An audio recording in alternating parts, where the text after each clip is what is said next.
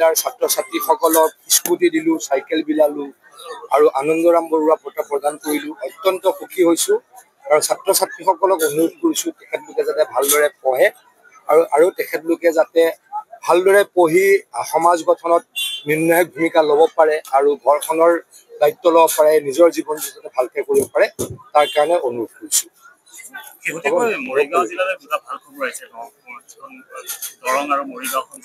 মুখ্যমন্ত্ৰী ডাঙৰীয়াই এইকেইদিন সকলোতে কৈ আছে যে আমাৰ লাহৰীঘাট আৰু দৰঙক সংযোগী এখন ব্ৰহ্মপুত্ৰৰ ওপৰত দলং অতি শীঘ্ৰে আৰম্ভ হ'ব।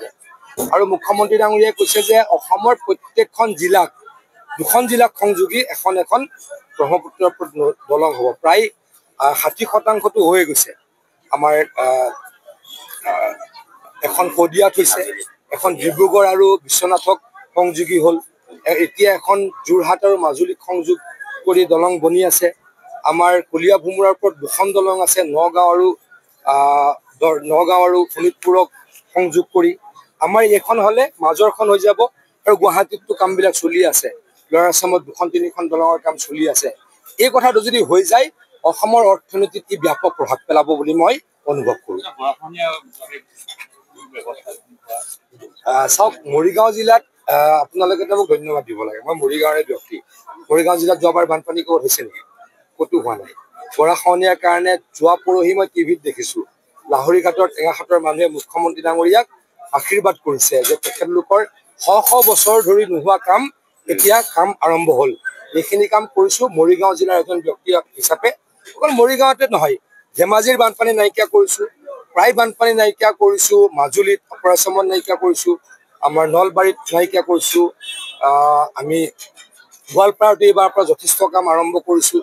BTCত বহুতখিনি কাম কৰিলোঁ, কাৰ্বি আংলঙত বহুতখিনি কাম কৰিলোঁ। মুঠৰ ওপৰত বানপানীৰ সমস্যা 70% আমি নাইকিয়া কৰিবলৈ সক্ষম হৈছোঁ বুলি মই দৃঢ়তাৰে সদায়।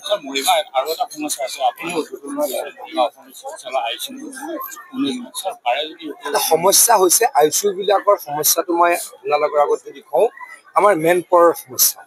মেন পাৱাৰৰ সমস্যাটো কিয় হৈছে যে আমাৰ মেডিকেল কলেজ কম আছিলে। স্বাধীনতাৰ 70 বছৰত মেডিকেল কলেজ আমি পালোঁ 6খন মেডিকেল কলেজত মই যেতিয়া স্বাস্থ্য বিভাগৰ ৰাজ্যিক মন্ত্ৰী আছিলোঁ মাত্ৰ 726জন ডক্তৰ প্ৰত্যেক বছৰে ওলায় আৰু মাষ্টাৰ কোৰ্চৰ কাৰণে চিট আছিলে কিমান, PGৰ কাৰণে 150টা। গতিকে সেই 150ৰে আধা বাহিৰলৈ গুচি যায় বা প্ৰাইভেট প্ৰেক্টিচ কৰে। যি 750 ডক্তৰ পাওঁ তাৰে 60% বাহিৰত যায় বা প্ৰাইভেট প্ৰেক্টিচ কৰে। গতিকে আমি কি সিদ্ধান্ত ল'লোঁ, মুখ্যমন্ত্ৰী ডাঙৰীয়াই কি সিদ্ধান্ত ল'লে, মেডিকেল কলেজ বেছি বনাব লাগিব আৰু অসমত প্ৰত্যেক বছৰে অতি কমেও 3000 ডক্তৰ বনাব লাগিব, ডক্তৰ উলিয়াই আনিব লাগিব আৰু 1000 কমেও PGৰ চিট খুলিব লাগিব। গতিকে এইখিনি কাম আৰম্ভ হৈ গ'ল। মৰিগাঁৱতে মেডিকেল কলেজ প্ৰায় 70% হোৱা আজি মই নিজে প্ৰত্যক্ষ কৰিলোঁ।